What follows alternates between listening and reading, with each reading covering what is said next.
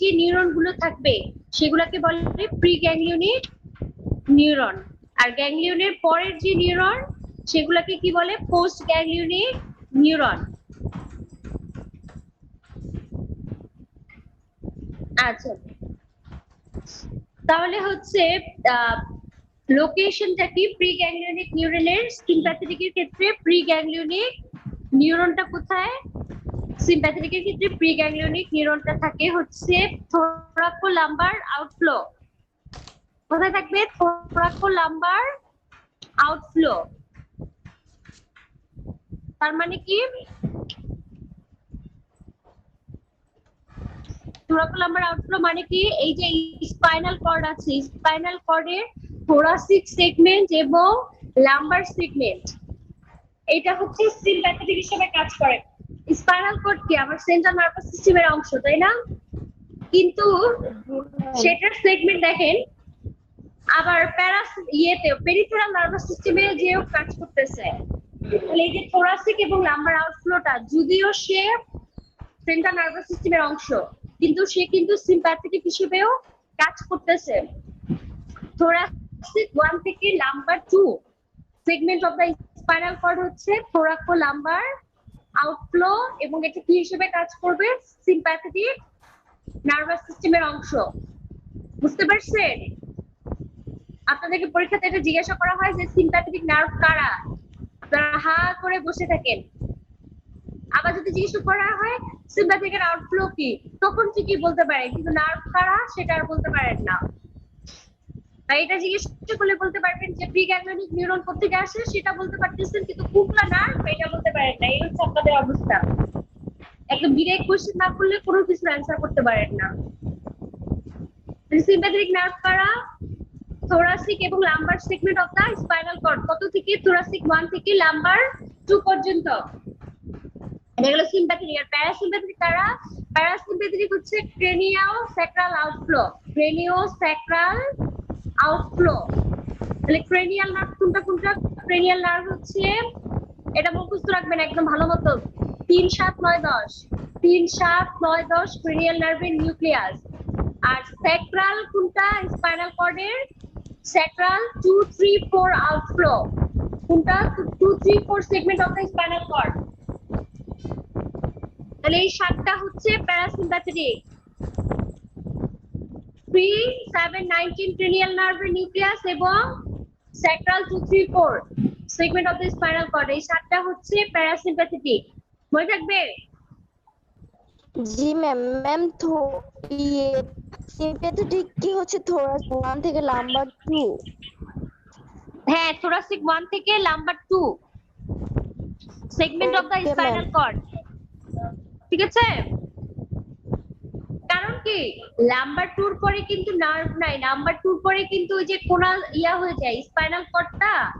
আপনারা স্পাইনাল কর্ডে যদি স্ট্রাকচার পড়েন, অ্যানাটমিতে পড়বেন, ওগুলা কিন্তু মানে ওটার পরে যে কোনাস মেডুলারিস হয়ে যায়, স্পাইনাল কর্ডের আর ইয়া থাকে না। এই কারণে আমরা যখন স্পাইনাল কর্ডের ফ্লুইড কালেক্ট করতে চাই, মানে সিএসএফ যখন কালেক্ট করতে চাই, সেটা কিন্তু এই যে লাম্বার 2 ওখান থেকে কালেক্ট করতে হয়। লাম্বার 2 পরে আর কি ওখান থেকে কালেক্ট করতে হবে। আপনি এর আগে পরে কোথাও পাবেন না। আগে গেলে যেটা হবে স্পাইনাল কর্ড ইনজুরি হবে। যদি লাম্বার 2 আগে পাংচার করেন, ওখান থেকে ফ্লুইড কালেক্ট করতে চান, স্পাইনাল কর্ড ইনজুরি হয়ে যাবে, আর বেশি নিচে গেলে পাবেনই না। আচ্ছা, তারপরে তাহলে এটা গেল হচ্ছে প্রি গ্যাংলিয়নিক নিউরনের লোকেশন। এরপর আমরা যেটা পড়বো যে location of post ganglionic neuron. Post ganglionic নিউরনটা কোথায় আছে? সিম্প্যাথেটিকের ক্ষেত্রে হচ্ছে টার্গেট অর্গান থেকে দূরে, away from the target organ। আর প্যারাসিম্প্যাথেটিকের ক্ষেত্রে হচ্ছে পোস্ট গ্যাংলিয়নিক নিউরনটা টার্গেট অর্গানের ভিতরে থাকে অথবা টার্গেট অর্গানের কাছাকাছি থাকে। বুঝতে পেরেছেন আমার কথা? তাহলে প্যারাসিম্প্যাথেটিকের ক্ষেত্রে যদি পোস্ট গ্যাংলিয়নিক নিউরনটা, বুঝিনি, সরি ম্যাম একটু আবার বলেন। বলছি সিম্প্যাথেটিকের ক্ষেত্রে পোস্ট গ্যাংলিয়নিক যে নিউরনটা থাকবে সেটা হচ্ছে দূরে থাকবে। ধরেন আমার হাতের মাসলে কাজ করবে, তাহলে আমার হাতের মাসল থেকে এটার নিউরনটা দূরে থাকবে সিম্প্যাথেটিকের ক্ষেত্রে। আর প্যারাসিম্প্যাথেটিকের ক্ষেত্রে যদি ধরেন আমার হাতে কাজ করলো, তাহলে ওই আমার হাতের মধ্যে অথবা হাতের আশেপাশে নিউরনটা থাকবে, পোস্ট গ্যাংলিয়নিক নিউরন। এবার বুঝছেন? এগুলো আসলে আপনাদেরকে একটু বোর্ডে আঁকায় দেখাতে পারলে সুন্দর হতো, কিন্তু আঁকায় দেখানোর যেহেতু সিস্টেম নাই,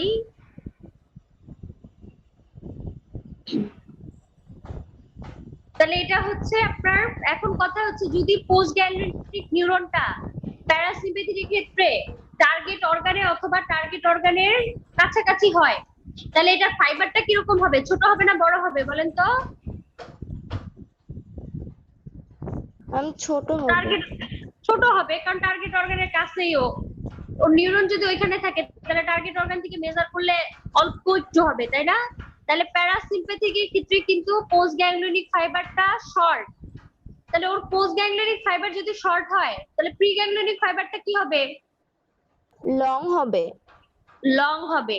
এটা মনে রাখেন, প্যারাসিম্প্যাথেটিকের ক্ষেত্রে পোস্ট গ্যাংলিয়নিক ফাইবারটা কিন্তু শর্ট আর প্রি গ্যাংলিয়নিকটা লং। কেন শর্ট? কারণ হচ্ছে পোস্ট গ্যাংলিয়নিক নিউরনটা তার টার্গেট অর্গানে অথবা টার্গেট অর্গানের কাছাকাছি।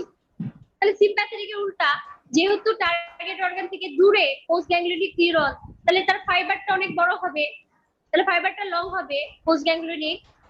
তাহলে পোস্ট গ্যাংলিয়ন যদি লং হয়, তাহলে প্রি গ্যাংলিয়নটা শর্ট হবে। বুঝতে পারছেন আমার কথা? জি ম্যাম। এটা একটু মাথায় রাখেন, প্যাচ লেগে যাবে, কিন্তু আপনি যদি একটু বুঝে পড়েন তাহলে প্যাচ লাগবে না। জাস্ট এইটুকু মাথায় রাখলে যে পোস্ট গ্যাংলিয়ন নিউরনটা কোথায় থাকে, এতটুকু পারলে বাকি দুটো আপনি ইজিলি লিখতে পারবেন। আচ্ছা, এবার কথা হচ্ছে এই যে নিউরোট্রান্সমিটার রিলিজ হয়, একটা কেমিক্যাল সাবস্টেন্স রিলিজ হয় যেটা কাজ করে বিভিন্ন স্টিমুলেটরি বা ইনহিবিটরি কাজ করে, যে কেমিক্যাল সাবস্টেন্সটা রিলিজ হচ্ছে এটাকে বলে নিউরোট্রান্সমিটার। প্রি গ্যাংলিয়নিক নিউরন থেকে কি নিউরোট্রান্সমিটার রিলিজ হবে? অ্যাসিটাইলকোলিন সিম্প্যাথেটিকের ক্ষেত্রে। প্যারাসিম্প্যাথেটিকের ক্ষেত্রেও অ্যাসিটাইলকোলিন। তাহলে প্রি গ্যাংলিয়নিক নিউরন থেকে সবসময় অ্যাসিটাইলকোলিনই রিলিজ হবে। আর পোস্ট গ্যাংলিয়নিক নিউরোট্রান্সমিটার কারা?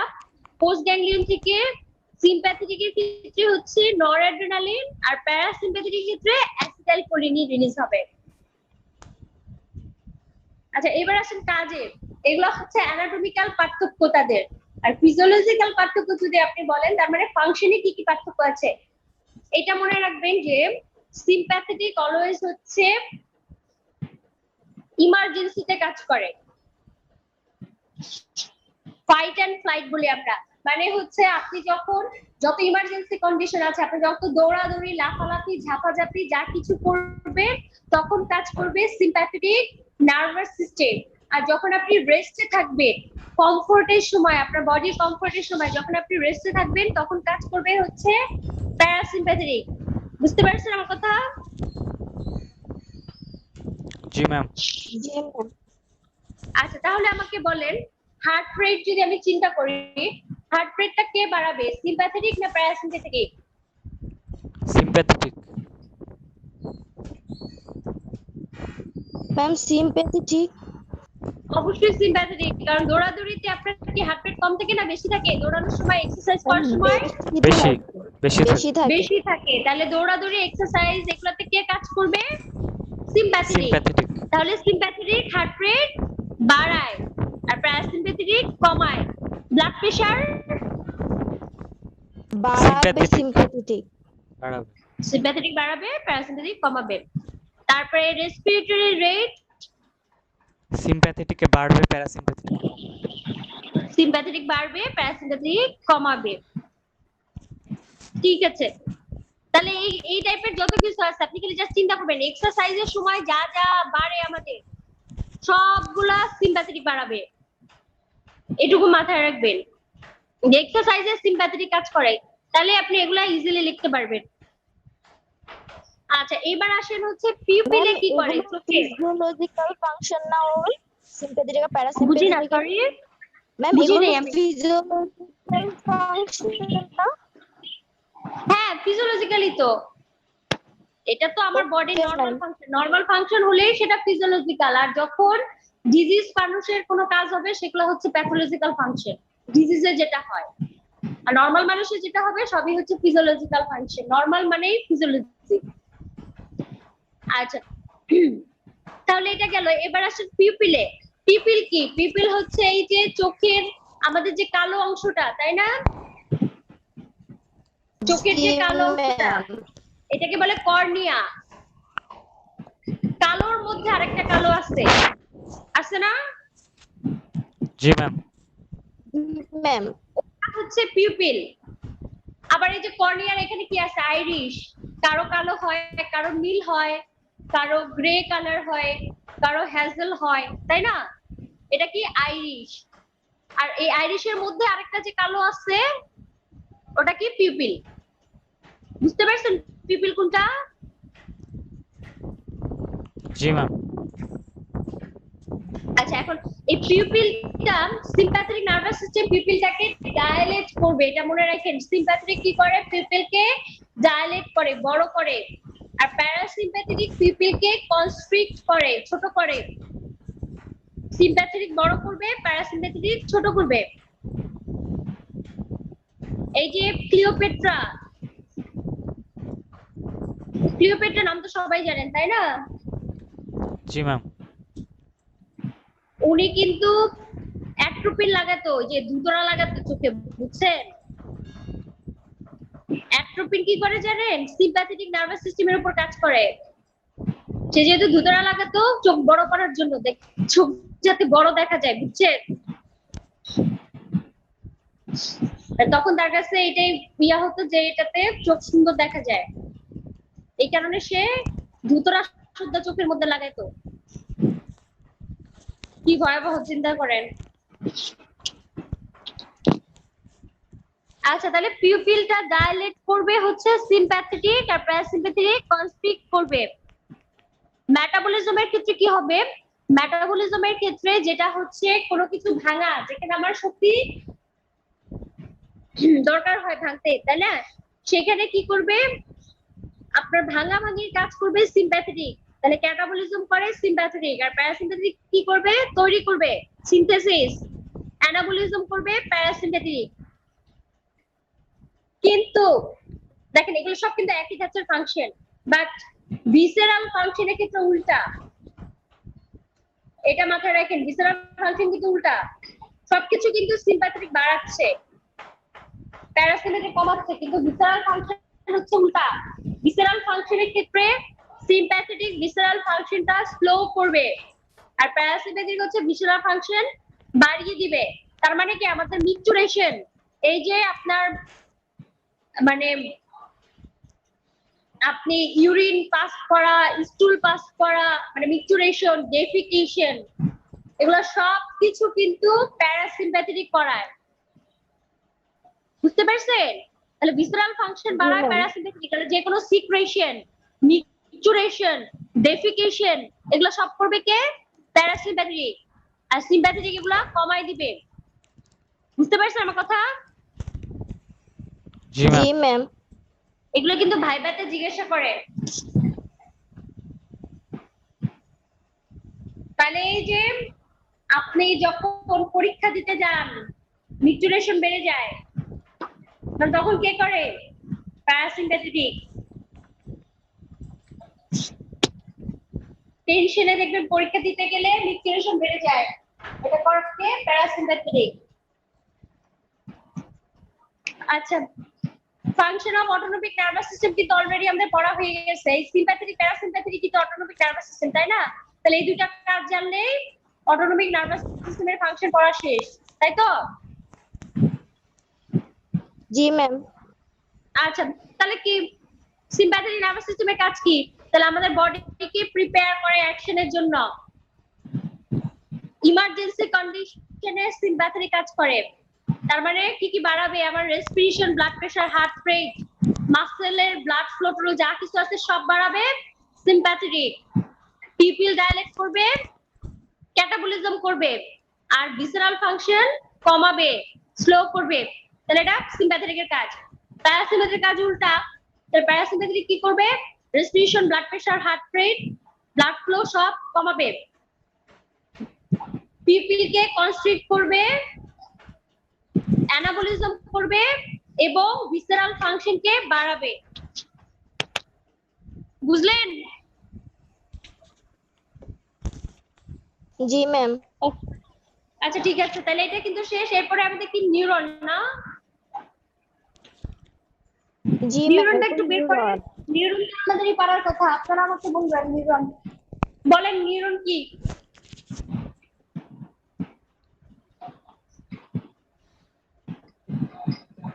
নিউরনটা কি বলেন?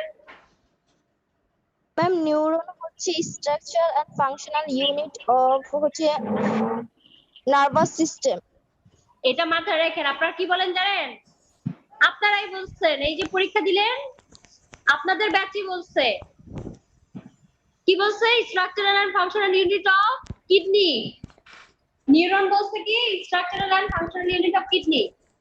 নেফ্রনকে নিউরন বলে, আর নিউরনকে নেফ্রন। তাহলে এটা কিন্তু মাথায় রাখেন, নিউরন হচ্ছে নার্ভাস সিস্টেমের স্ট্রাকচারাল এন্ড ফাংশনাল ইউনিট। এবং এখানে শুধু স্ট্রাকচারাল ইউনিট বললে হবে না, দুটেই বলতে হবে, স্ট্রাকচারাল এন্ড ফাংশনাল ইউনিট। আচ্ছা তাহলে নিউরন গেল। এখন কথা হচ্ছে নিউরনের স্ট্রাকচারটা বলেন তো। নিউরনের ছবি আঁকা তো শিখছেন, সবাই শিখছেন, কি কি আঁকাইছেন ওখানে বলেন দেখি? সিনাপসিস। সরি, এক্সন থাকবে। হ্যাঁ, তারপর এক্সন আর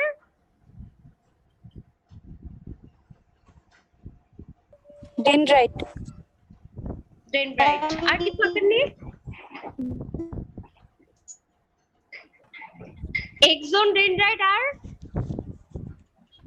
সেল বডি। সিনাপসিস। ও খালি সিনাপস সিনাপস করতেছে রে। সিনাপস তো নিউরনের পার্ট না। দুইটা নিউরন যখন একসাথে ট্রান্সমিট করবে ইম্পালস, তখন সিনাপস তৈরি হবে, কিন্তু সিনাপস তো ইটসেলফ নিউরনের পার্ট না। হ্যাঁ ঠিক আছে, তাহলে আমরা যখন স্ট্রাকচার বলবো, এটার মধ্যে নিউরনের স্ট্রাকচারের মধ্যে সেল বডি থাকবে এবং সেল প্রসেস থাকবে। ঠিক আছে, সেল বডি এবং সেল প্রসেস। সেল বডির মধ্যে কি থাকবে? সেল বডির মধ্যে থাকবে নিউক্লিয়াস থাকবে, মাইটোকন্ড্রিয়া থাকবে, সাইটোপ্লাজম থাকবে, এগুলা, তাই না? আর সেল প্রসেসের মধ্যে কি থাকবে? সেল প্রসেসের মধ্যে থাকবে এক্সন এবং ডেনড্রাইট। বুঝতে পারছেন? আচ্ছা আপনারা নিউরনের ছবিটা দেখেন, ছবিটা দেখলেই বুঝতে পারবেন। নিউরনের স্ট্রাকচার আপনারা আগেও পড়ছেন, একদম ইজি।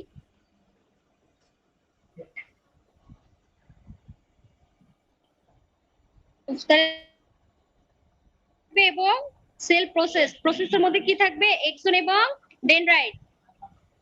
এই যে লম্বটা, যে লম্বা এই অংশটা থাকে ডান্ডের মতো, ইয়ের মতো। আচ্ছা দেখেন, আর আপনারা ছবি আঁকার ক্ষেত্রে এটা কিন্তু ছবি আঁকা শিখতে হবে।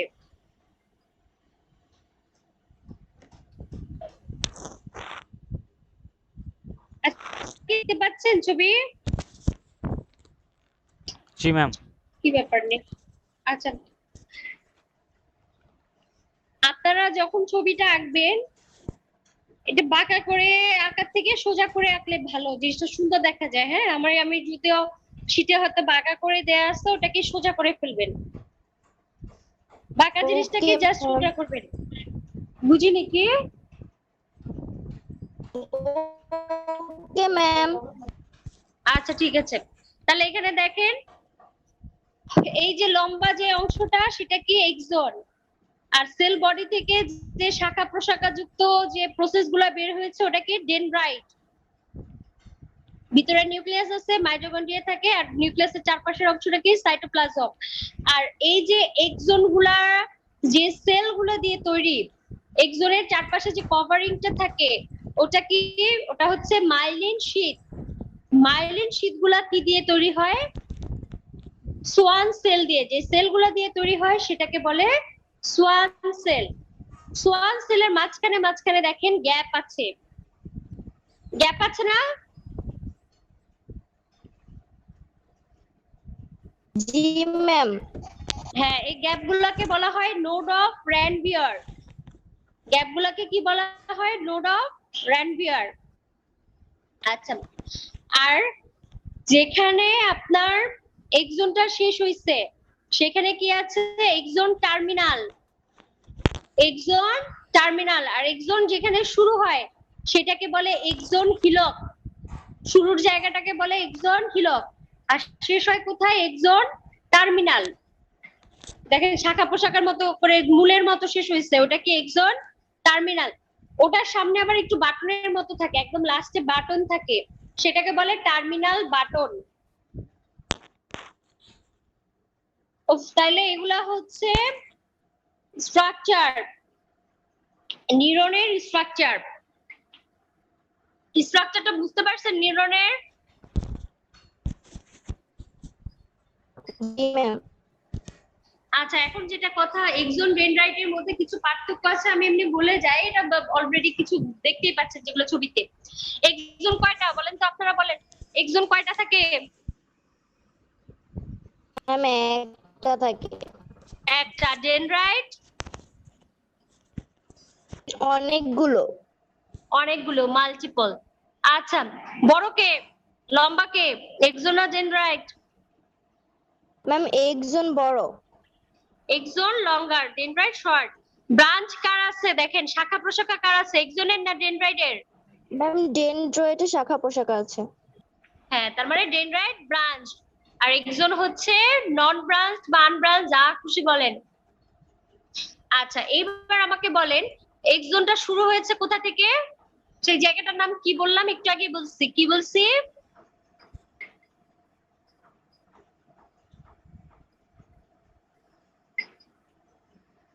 কেবলই না বললাম, একজন হিলক। এক্সন হিলক থেকে।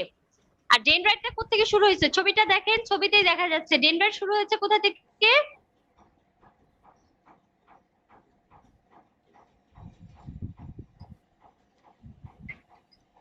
ছবিটা দেখে বলেন কোথা থেকে শুরু হলো ডেনড্রাইট?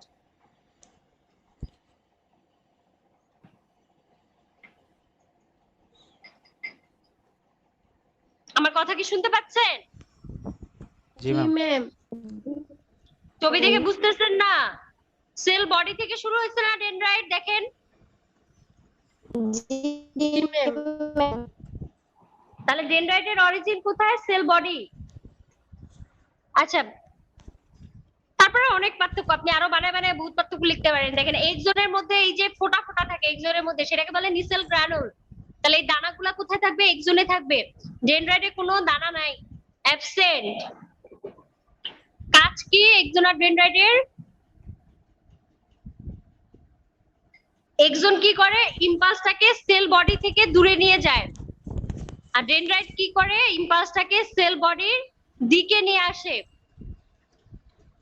তাহলে এক্সনের কাজ হচ্ছে carry impulse away from the cell body, আর ডেনড্রাইটের কাজ হচ্ছে carry impulse towards the cell body. বুঝতে পারলেন? জি ম্যাম। আচ্ছা, তাহলে অলরেডি বুঝে ফেলছেন নিউরনের কাজ কি, তাহলে বলেন।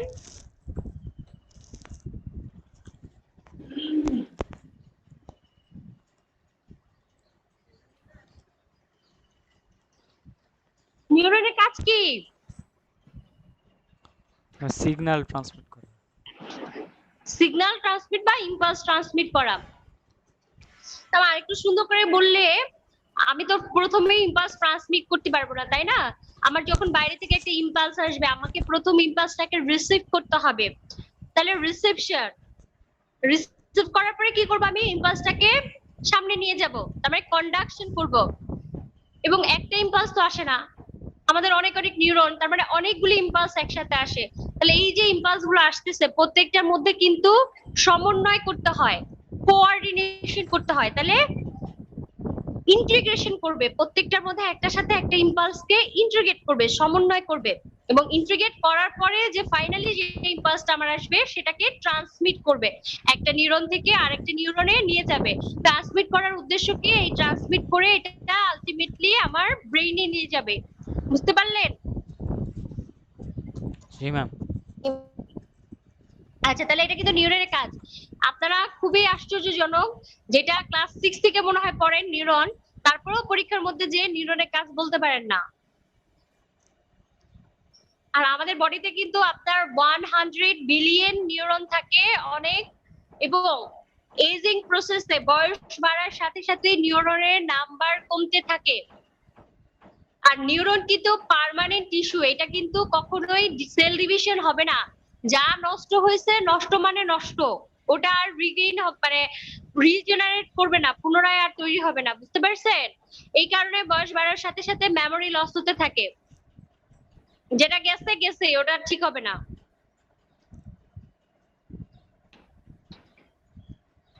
আচ্ছা, এখন কথা হচ্ছে আর কি পড়বো আমরা নিউরনের, যেটা আমরা পড়িনি সেটা হচ্ছে নিউরনের ক্লাসিফিকেশন।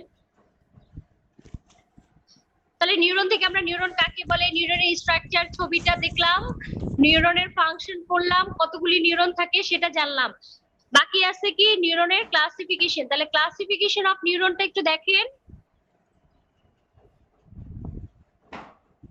নিউরনের ক্লাসিফিকেশন বলতে আমরা কি পড়বো? প্রথমত আমরা যেটা পড়বো, যেটা ইম্পর্টেন্ট সবচেয়ে, সেটা হচ্ছে according to the polarity. Polarity মানে জানেন? পোলারিটি মানে হচ্ছে প্রসেস কয়টা আছে আমার।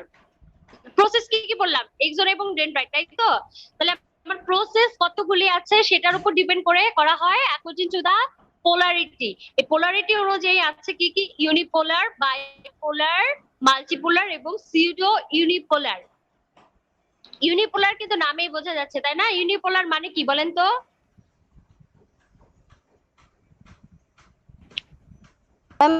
একটা একটা। তার মানে আমাদের যখন প্রসেস সিঙ্গেল থাকবে সেটাকে আমরা বলবো ইউনিপোলার। সিঙ্গেল প্রসেস মানে কি? একটা এক্সন থাকতে পারে, শুধু এক্সন, সেটা দিয়ে যে নিউরনটা হবে সেটা ইউনিপোলার। ও, এই ইউনিপোলার নিউরন আমরা কোথায় পাবো? ফিটাসের ক্ষেত্রে, বুঝছেন? জন্মের আগে ফিটাস এবং ভার্টিবা, লোয়ার ভার্টিবার ক্ষেত্রে আমরা এই ইউনিপোলার নিউরন পাবো। আচ্ছা, তারপরে বাইপোলার, নামেই বোঝা যাচ্ছে। বাইপোলার মানে কি বলেন? দুইটা থাকবে। দুইটা, তারপরে একটা এক্সন আর একটা ডেনড্রাইট। বাইপোলারের এক্সাম্পল হচ্ছে আপনার 2-8, হ্যাঁ, 2 নাম্বার ক্রেনিয়াল নার্ভে কি ছিল? অপটিক, তাই না? তাহলে চোখে থাকবে 2-8 নাম্বারে কি? ভেস্টিবুলো কক্লিয়ার। তারপরে কানে 2-8 এবং অলফ্যাক্টরি, যেটা অলফ্যাক্টরি কয় নাম্বার ক্রেনিয়াল নার্ভ? 1 নম্বর। হ্যাঁ, তাহলে মনে রাখেন। তাহলে 1-2-8 সেন্সরি যেগুলা, সেখানে পাবেন হচ্ছে বাইপোলার নিউরন। তাহলে চোখের কোথায়? Inner nuclear layer of retina. 8 cranial nerve, vestibulocochlear নার্ভের গ্যাংলিয়া। আর 1 নাম্বার অলফ্যাক্টরি এপিথেলিয়াম। তাহলে এই তিনটা জায়গায় পাবো হচ্ছে বাইপোলার নিউরন। এরপর আসেন সিউডো ইউনিপোলার। সিউডো শব্দের অর্থ কি বলেন দেখি? সিউডো অর্থ কি? পড়ছেন তো আপনারা, এমিবার ইয়েতে পড়ছেন, সিউডো তো আগেও পড়ছেন। সিউডো অর্থ কি?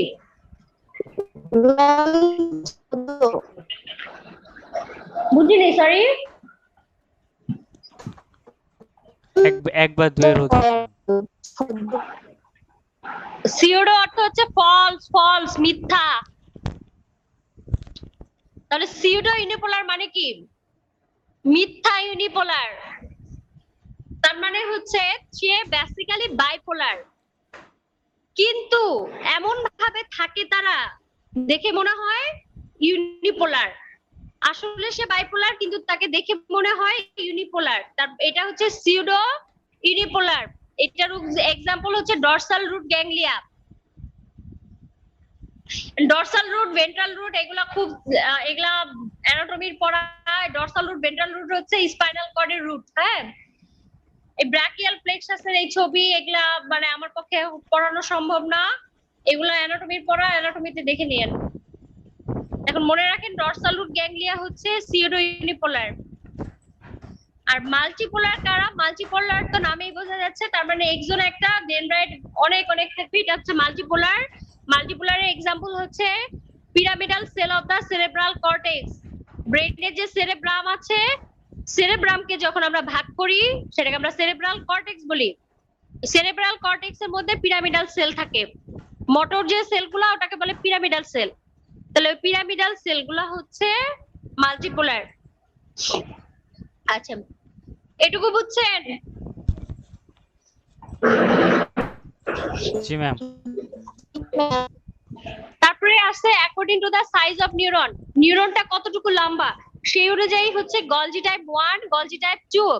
গলজি টাইপ 1 মানে হচ্ছে যার নিউরনটা হচ্ছে বড় সেটা গলজি টাইপ 1, আর গলজি টাইপ 2 হচ্ছে যার নিউরনটা ছোট। গলজি টাইপ 1 এর example pyramidal cell, Purkinje cell, anterior horn cell. আর গলজি টাইপ 2 বাকি বাকি যা যা আছে ম্যাক্সিমামই গলজি টাইপ 2। হ্যাঁ, আচ্ছা যাই হোক, তারপরে আসেন অ্যাকর্ডিং টু দা ফাংশন, কাজ অনুযায়ী। কাজ অনুযায়ী দুই ধরনের, একটা হচ্ছে মোটর নিউরন আর একটা হচ্ছে সেন্সরি নিউরন। মোটর ফাংশন মানে কি? তাড়াতাড়ি বলেন, টাইম নাই, 1 মিনিট আছে, 1 মিনিটের মধ্যে এটা শেষ করতে হবে, বলেন।